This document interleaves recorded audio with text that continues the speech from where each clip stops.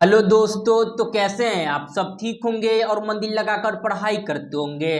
तो आज हम लोग बात करने वाले हैं क्लास 12 पॉलिटिकल साइंस का जो है ना बाबू दूसरा मॉडल पेपर है।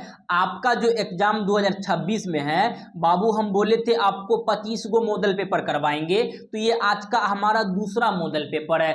आप लोग जो पहला वाला अगर मॉडल पेपर नहीं देखे हैं जो करवाए हैं बाबू, आप लोग वह वीडियो देख लीजिएगा। वह वीडियो का लिंक इस वीडियो के डिस्क्रिप्शन में हम दे देंगे, आप लोग देख लीजिएगा। आप लोग जो है ना बाबू ये 25 मॉडल सेट को अगर कर लेते हैं तो आपके एग्जाम में एक भी प्रश्न नहीं छूटेगा। समझे? आप लोग सभी प्रश्न का आंसर अच्छे से याद कर लीजिएगा। ये जितना प्रश्न करवा रहे हैं ना बाबू, यही सब प्रश्न जो है आपके एग्जाम में आने वाला है। इससे बाहर आपके एग्जाम में कोई एक भी बाहर का प्रश्न देखने के लिए नहीं मिलेगा। आप लोग जो है ना बाबू ये सभी प्रश्न का आंसर अच्छे से याद कर लीजिएगा। आप लोग जो है ना वीडियो को पूरा देखिएगा, आपके एग्जाम में यही सब प्रश्न देखने के लिए मिलेगा। आप लोग बाबू वीडियो को शुरू से लेके अंत तक देखिएगा। समझे? आप लोग अगर इस चैनल पे अगर नए होंगे तो आप लोग चैनल को अवश्य सब्सक्राइब कर लीजिएगा। आप लोग जो है ना बाबू एक बार वीडियो को शेयर कर दीजिएगा, अपने भाई बंधु सखा मित्र को एक बार वीडियो को शेयर कर दीजिए। आप लोग जो है ना टेलीग्राम और व्हाट्सएप ग्रुप पे जाके अवश्य ज्वाइनिंग हो जाइएगा। क्लास खत्म होने के बाद इसका पीडीएफ जो है ना बाबू टेलीग्राम और व्हाट्सएप ग्रुप पे दोनों पे प्रोवाइड करवा देते हैं। तो आप लोग टेलीग्राम और व्हाट्सएप ग्रुप पे दोनों पे जाके अवश्य ज्वाइनिंग हो जाइएगा। आपका टेलीग्राम और व्हाट्सएप ग्रुप का लिंक इस वीडियो के डिस्क्रिप्शन में दे दिए हैं, तो आप लोग जाकर अवश्य ज्वाइनिंग हो जाइएगा। तो चलिए आज का जो हमारा पहला प्रश्न है उसको देख लेते हैं। आज का जो हमारा पहला प्रश्न है, किस समिति के अनुशंसा पर भारत में प्रथम बार पंचायती राज संस्थाओं का गठन हुआ था? ऑप्शन नंबर ए में अशोक मेहता समिति, ऑप्शन नंबर बी में निर्धारी लाल व्यास समिति, ऑप्शन नंबर सी में सादिक अली समिति, ऑप्शन नंबर डी में बलवंत राय मेहता समिति। इसका जो सही आंसर हो जाएगा ना बाबू, ऑप्शन नंबर क्या हो जाएगा आपका? डी हो जाएगा। किस समिति के अनुशंसा पर जो है ना प्रथम बार पंचायती राज व्यवस्थाओं का जो है ना बाबू गठन किया गया था? तो याद रखिएगा बलवंत राय मेहता समिति का। कौन सा समिति के अनुशंसा पर भारत में प्रथम बार आपका जो है ना पंचायती राज संस्थाओं का गठन किया गया था? तो याद रखिएगा बाबू बलवंत राय मेहता समिति। आपसे क्वेश्चन पूछेगा जो है ना बाबू, कौन सा राज्य में सबसे पहले जो है ना पंचायती राज व्यवस्था लागू किया गया था? तो याद रखिएगा बाबू राजस्थान में। कहाँ लागू किया गया था बाबू? राजस्थान में जो था भारत में प्रथम बार पंचायती राज व्यवस्था लागू किया गया था। पूछ लेगा कब लागू किया गया था, तो ये तो भी क्वेश्चन आ सकता है। तो याद रखिएगा बाबू भारत में सबसे जो है ना प्रथम बार जो था पंचायती राज व्यवस्था कहाँ लागू की गई थी? राजस्थान में। कब की गई थी? तो याद रखिएगा बाबू आपका जो है ना 1959 में की गई थी। समझे? पहले हालांकि पंचायती राज व्यवस्था जो था भारत के जो संविधान में जो ऐड किया गया था 1993 में पूरा तरह से, लेकिन इसका पहले ही कुछ भाग जो था बाबू पंचायती राज व्यवस्था का, यह 1959 में इसी प्रक्रिया का जो है ना बाबू शुरुआत हो गई थी। सबसे पहले कहाँ हुआ था बाबू? याद रखिएगा राजस्थान में। आपसे पूछेगा जो पंचायती राज व्यवस्था हमारे संविधान में लागू किया गया था, कौन सा संविधान संशोधन किया गया था? तो याद रखिएगा बाबू 73वां। कौन सा संविधान संशोधन किया गया था?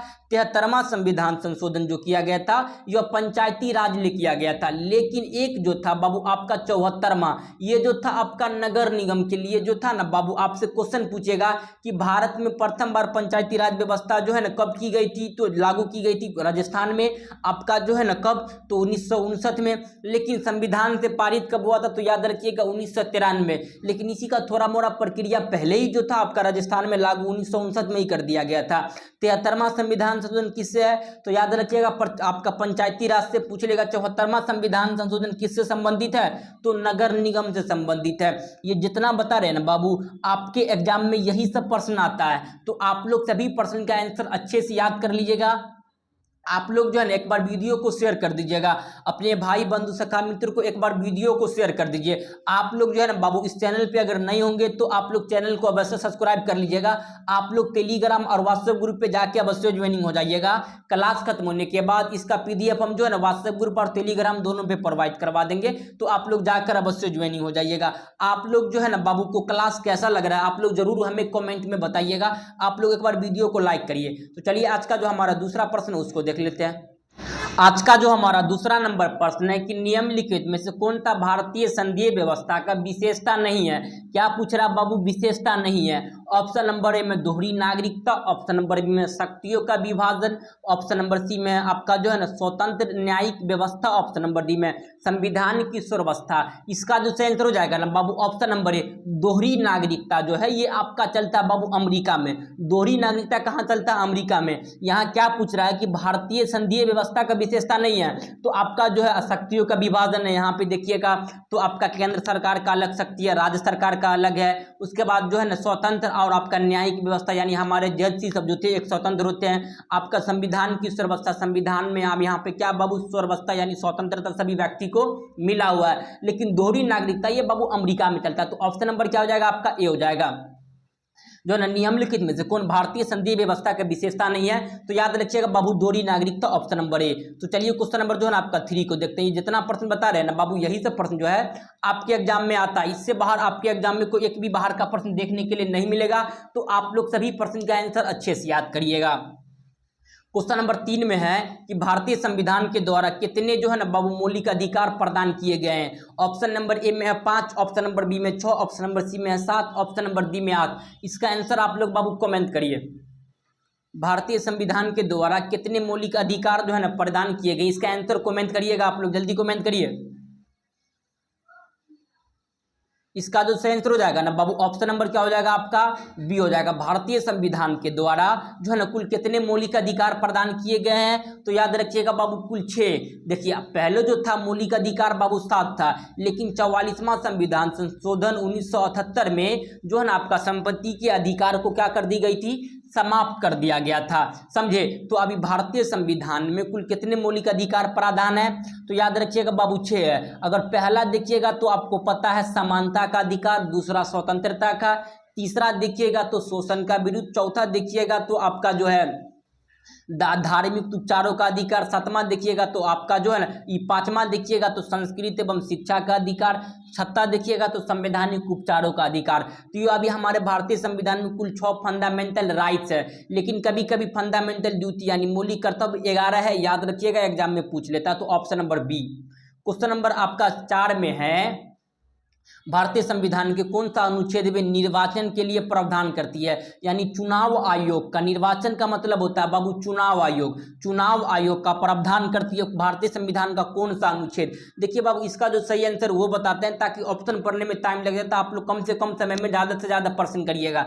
इसका जो सही आंसर वो बताते हैं, समझे? तो इसका जो सही आंसर आप लोग पहले कमेंट करिए, उसके बाद हम बताएंगे आपको भारतीय संविधान के कौन सा अनुच्छेद निर्वाचन यानी चुनाव के लिए जो है ना बाबू प्रदान करती है। तो याद रखिएगा अनुच्छेद 324। अनुच्छेद 324 किससे संबंधित है बाबू? चुनाव से संबंधित है। तो ऑप्शन नंबर क्या हो जाएगा आपका? डी हो जाएगा। तो चलिए क्वेश्चन नंबर जो है ना आपका 5 को देख लेते हैं। क्वेश्चन नंबर 5 में क्या है जो है ना आपका राज्यसभा में का प्रतिनिधित्व कौन होता है? तो राज्यसभा का प्रतिनिधित्व कौन होगा? तो भैया राज्य सरकार ना होगा कि राज्यसभा का प्रतिनिधित्व कौन होता है? तो आपका राज्य सरकार होता है। प्रतिनिधित्व का मतलब होता है नेता, प्रतिनिधित्व का अर्थ क्या होता है बबुआ? नेता होता है। तो नेता कौन होता है? राज्य सरकार। राज्यसभा का प्रतिनिधित्व कौन होता है? तो आपका राज्य सरकार, ऑप्शन नंबर बी हो जाएगा। तो चलिए क्वेश्चन नंबर 6 को देख लेते हैं। क्वेश्चन नंबर 6 में है कि भारतीय संघीय व्यवस्था में अधिक शक्ति किसे प्राप्त है? जो भारतीय संघीय व्यवस्था है इसमें सबसे अधिक किसे प्राप्त है? लोकसभा को, राज्यसभा को, जिला को, या आपका जो है ना all of the, none of the, इनमें से किसी को नहीं। तो आपका जो है ना बाबू जो आपका भारतीय संघीय व्यवस्था में सबसे अधिक शक्ति किसे प्राप्त है? तो याद रखिएगा बाबू आपका जो है ना केंद्र सरकार को प्राप्त है, यानी प्रधानमंत्री को भारत में अत्यधिक शक्ति प्राप्त है, राज्यों के नहीं है। आप लोग अपना रिश्तेदार में फूफा जी का कितना इज्जत करते हैं उतना ही हमारे रिश्तेदार में जो है ना आपका राज्यसभा का या राष्ट्रपति का इज्जत की जाती है। तो ऑप्शन नंबर 1 केंद्र सरकार। चलिए क्वेश्चन नंबर जो है ना आपका 6 को देखते हैं, सॉरी 7 को देखते हैं। क्वेश्चन नंबर 7 में क्या है कि राज्यसभा में मनोनीत सदस्यों की संख्या कितनी होती है? तो याद रखिएगा बाबू जो है ना राज्यसभा में मनोनीत सदस्यों की संख्या आपका जो है ना 12 होती है। कितनी होती है बाबू? 12। राज्यसभा में कितने राष्ट्रपति मनोनीत करता है? तो बाबू यह 12। लेकिन लोकसभा में 2 करता था जो एंग्लो इंडियन होता था, लेकिन एंग्लो इंडियन का रिजर्व जो था उसको समाप्त कर दिया गया था समझे। तो राज्यसभा में राष्ट्रपति कुल कितने सदस्यों को मनोनीत करता है? तो 12। ऑप्शन नंबर ए हो जाएगा। खेल मंत्री से, रक्षा मंत्री, जो भी होता है आपका जो है ना, जो भी अनेक अनेक प्रकार का क्षेत्र होता है उससे, आपका कला से, साहित्य से, ये सब का क्या करता है? राष्ट्रपति सदस्यों को मनोनीत करता है यानी चुन लेता है। क्वेश्चन नंबर 8 में है कि भारत में पहला नगर निगम स्थापित किया गया था, तो याद रखिएगा बहु महाराष्ट्र में।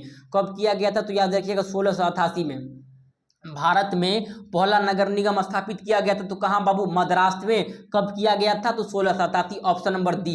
ये जितना प्रश्न करवा रहे हैं बाबू आपके एग्जाम में यही सब आता है, समझे, तो याद रखिएगा। क्वेश्चन नंबर 9 में है किस राज्य को जो हाल ही में विभक्त कर 29वें राज्य के रूप में तेलंगाना की स्थापना की गई है?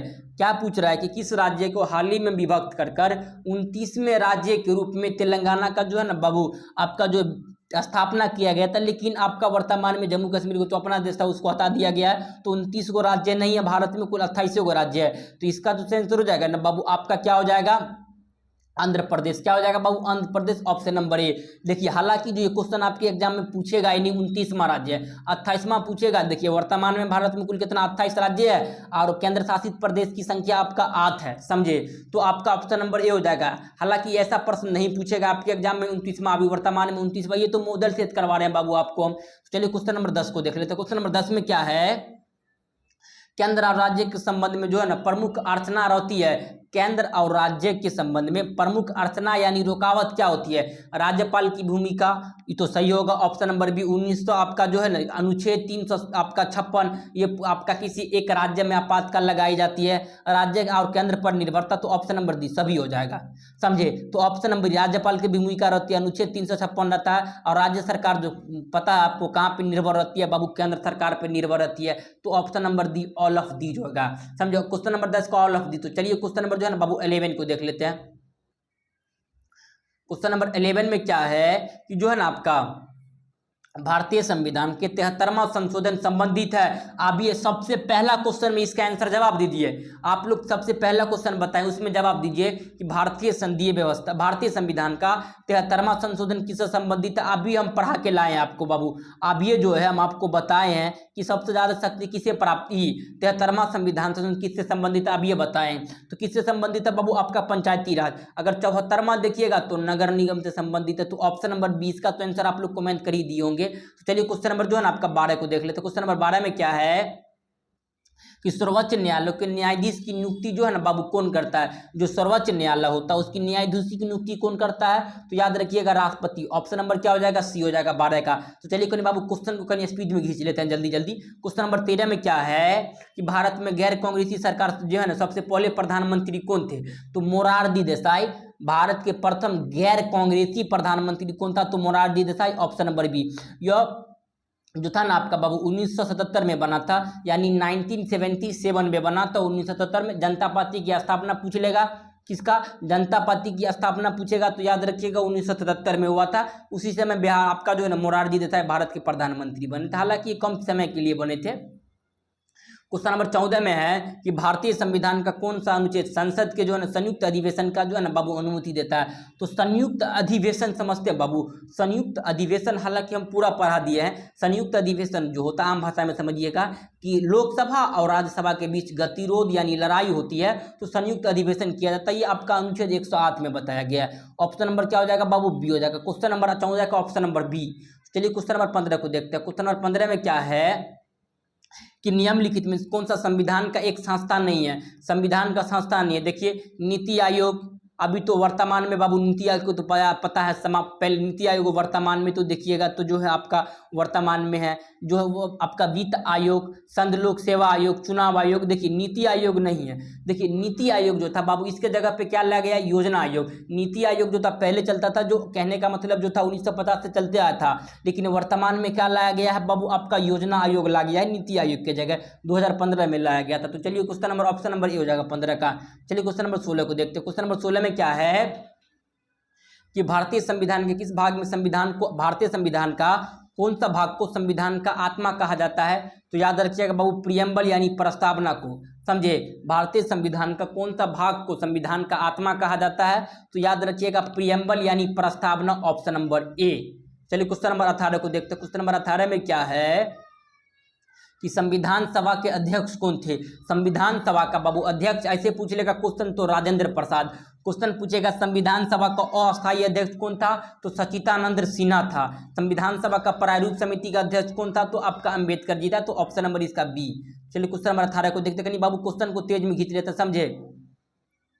क्वेश्चन नंबर 18 में है कि आपका जो है ना भारतीय संविधान के द्वारा जो है ना किस भाषाओं को राजभाषा की दर्जा दिया गया। राजभाषा, तो राजभाषा पूछ रहा आपका हिंदी। ऑप्शन नंबर क्या हो जाएगा, सी हो जाएगा। चलिए क्वेश्चन नंबर जो है ना आपका 19 को देखते हैं। क्वेश्चन नंबर 19 में क्या है कि जो है ना भारत के संयुक्त राष्ट्र संघ का जो है ना बाबू सदस्य कब बना, तो 1945 में 24 अक्टूबर 1945 को संयुक्त राष्ट्र संघ की स्थापना हुआ था। जस्ट 6 दिन बाद 30 अक्टूबर 1945 को भारत जो था संयुक्त राष्ट्र संघ का अंग बन गया था। तो ऑप्शन नंबर ए। तो चलिए क्वेश्चन नंबर 20 को देखते हैं। क्वेश्चन नंबर 20 में क्या है कि इस देश ने नाटो की जो है ना बाबू अमेरिका के जो है ना बाबू विरोध किया है। कौन सा देश ने नाटो में अमेरिका का जो है ना बाबू नेतृत्व का विरोध किया था, तो याद रखिएगा। तो आपका ब्रिटेन तो उसका साथे में था, आपका जो फ्रांस भी साथे में था, इटली साथे में था, लेकिन जो बाबू पश्चिमी जर्मनी जो था इसका विरोध किया। तो ऑप्शन नंबर सी। तो चलिए क्वेश्चन नंबर जो है ना बाबू आपका जो है 21 को देखते हैं। क्वेश्चन नंबर 21 में क्या है कि सौराष्ट्र किस राज्य का अंग है। सौराष्ट्र जो है आपका गुजरात का अंग। Option number D. चलिए क्वेश्चन नंबर 22 को देखते हैं। क्वेश्चन नंबर 22 में क्या है कि इस देश का प्रमुख जो है ना किस देश का प्रभुत्व से आपका जो है एक द्विवेदता कायम हुआ। तो याद रखिएगा बाबू ये जो था ना बाबू अमेरिका के प्रभुत्व से एक द्विवेदता का कायम हुआ। ऑप्शन नंबर डी हो जाएगा। हम आपको बताए थे कोल्ड वॉर शीत युद्ध, समझे। तो ये सब पूरा बताए हुए हैं। आप लोग पूरा वीडियो अगर नहीं देखे हैं तो जाकर देख लीजिएगा, समझे। उसमें पूरा आपको पता चल जाएगा। तो अमेरिका था एक द्विवेदता। तो चलिए क्वेश्चन नंबर आपका 22 को देखते हैं। सार्क में कुल कितने देश आते हैं, तो याद रखिएगा सार्क में जो यानी दक्षेस में कुल 8 देश आते हैं। इसका त्रिक याद रखिएगा बाबू, त्रिक का नाम है MBBS अपनी, क्या MBBS अपनी। मालदीव, भूटान, बांग्लादेश, श्रीलंका।